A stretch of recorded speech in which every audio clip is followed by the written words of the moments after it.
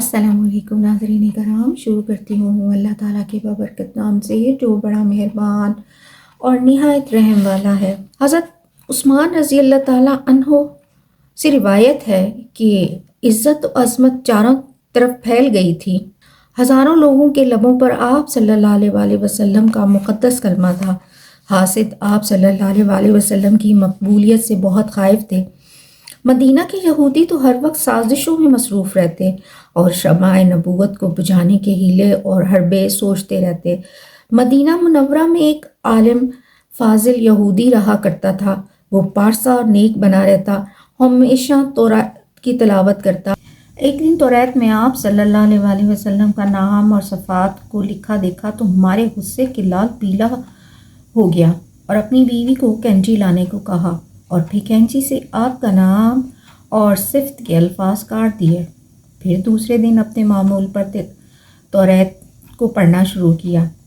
دیکھا تو پھر اس مقام پر نام مبارک موجود ہے۔ وہ پھر کاٹنے کو تیار ہوا تو غیب سے آواز آئی، اے ملعون، اگر 1000 بار صفت اور نام مبارک مٹائے گا ہرگز تو نہ مٹا سکے گا۔ تب یہودی کی آنکھوں سے غفلت کا پردہ اٹھا اور سچائی کے نور سے روشناس ہوا۔ اسی وقت دربار رسالت میں حاضری دی اور دولت ایمان سے مالا مال ہوا۔ ابن سعد نے عمرو بن میمون سے روایت کی ہے کہ مشرکین مکہ حضرت عمار بن یاسر کو اسلام قبول کرنے پر بہت دکھ اور اذیتیں دیتے تھے۔ اس مجاہد نے رسول پاک صلی اللہ علیہ وآلہ وسلم کے دین حق کو نہیں چھوڑا اور دنیاوی تکالیف برداشت کر کے جنت کے آرام کو ابدی طور پر حاصل کیا۔ کفار مکہ آپ رضی اللہ تعالیٰ عنہ کے جذبہ ایمان سے بہت خائف تھے۔ ایک دن انہوں نے آپ رضی اللہ تعالیٰ عنہ کو زندہ جلانے کا قصد کیا اور ان ملعونوں نے ان کو جلدی آگ میں جھونک دیا۔ اسی وقت آپ صلی اللہ علیہ وآلہ وسلم وہاں آ نکلے، اپنا دست مبارک حضرت عمار بن یاسر کے سر پر رکھ کر کہا، اے آگ عمار پر ٹھنڈی ہو جا، جس طرح تو ابراہیم علیہ السلام پر گلزار بنی تھی۔ پھر آپ صلی اللہ علیہ وآلہ وسلم نے عمار بن یاسر سے فرمایا، ابن یاسر صبر کر، اس کا بہت اجر ہے، تجھ کو باغیوں کی ایک جماعت شہید کر دے گی اور تو جنت میں بڑا مقام پائے گا۔ حضرت عمار بن یاسر نے اپنی شہادت اور جنت کی خوشخبری پر بہت خوشی اور مسرت کا اظہار کیا۔ حضرت محمد صلی اللہ علیہ وآلہ وسلم نے فتح مکہ کے دن حضرت بلال رضی اللہ تعالیٰ عنہ کو کعبے کی چھت پر اذان دینے کا حکم فرمایا۔ بعض مشرک اور کافروں نے ان کا مذاق بنایا۔ حضرت بلال رضی اللہ تعالیٰ عنہ کی نقل کرنے لگے۔ ان نقل اتارنے والوں میں ابو محذورہ بھی تھے۔ آپ صلی اللہ علیہ وآلہ وسلم نے یہ سن کر فرمایا، ابو محذورہ کو حاضر کرو۔ آپ صلی اللہ علیہ وآلہ وسلم کی خدمت میں انہیں پیش کیا گیا۔ ابو محذورہ کو خدشہ و خطرہ تھا کہ انہیں قتل کر دیا جائے گا، لیکن رحمت دو عالم صلی اللہ علیہ وآلہ وسلم نے اپنا دست مبارک ان کی پیشانی اور سینے پر رکھا۔ ابو محذورہ فرماتے ہیں، حضور صلی اللہ علیہ وآلہ وسلم کے اس عمل سے خدا کی قسم میرا دل ایمان اور یقین سے لبریز ہو گیا اور میرے اندر روشنی کی ایک لہر دوڑ گئی اور میں دولت ایمان سے مالا مال ہوا۔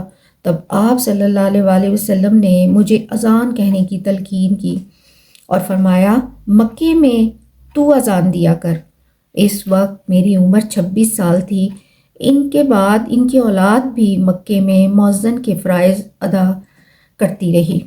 انوار محمدیہ اور مواہب لدنیہ سے منقول ہے کہ دارمی نے حضرت ابن عباس رضی اللہ تعالیٰ عنہ سے روایت کی ہے کہ ایک عورت رسول اللہ صلی اللہ علیہ وآلہ وسلم کی خدمت میں اپنے مخبوط الحواس لڑکے کو لائی اور عرض کی، یا رسول اللہ، میرے بیٹے پر جن کا سایہ ہے اور وہ اسے صبح شام تنگ کرتا رہتا ہے، اس وجہ سے ہمارا پورا خاندان پریشانی کی حالت میں ہے، خدا را ہمیں اس مصیبت سے نجات دلائیں۔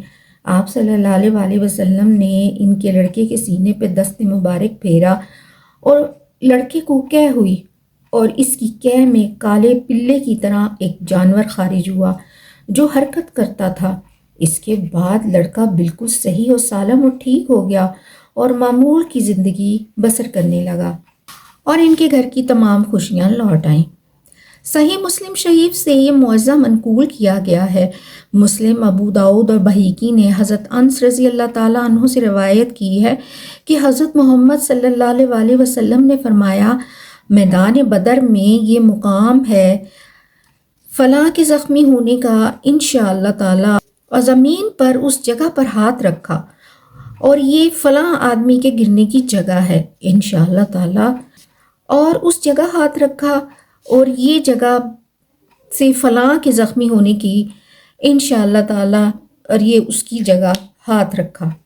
حضرت محمد صلی اللہ علیہ وسلم نے فرمایا، میدان بدر میں یہ مقام ہے فلاں کے زخمی ہونے کا انشاءاللہ تعالیٰ، اور زمین کی اس جگہ پر ہاتھ رکھا اور کہا یہ فلاں آدمی کے گرنے کی جگہ ہے انشاءاللہ تعالیٰ، اور اس جگہ ہاتھ رکھا اور کہا یہ جگہ سے فلاں آدمی کے زخمی ہونے کی انشاءاللہ تعالیٰ، اور پھر اس جگہ ہاتھ رکھا۔ بس خدا کی ذات کی قسم، وہ ذات پاک ہے جس نے آپ صلی اللہ علیہ وسلم کو حق کے ساتھ مبعوث فرمایا، ان نشانوں سے ایک سوت بھر بھی وہ شخص دور نہیں تھا، اور اس جگہ زخمی اور مقتول ہوئے۔ پھر ان لاشوں کو ایک گھڑے میں گھسیٹ کر ڈال دیا گیا۔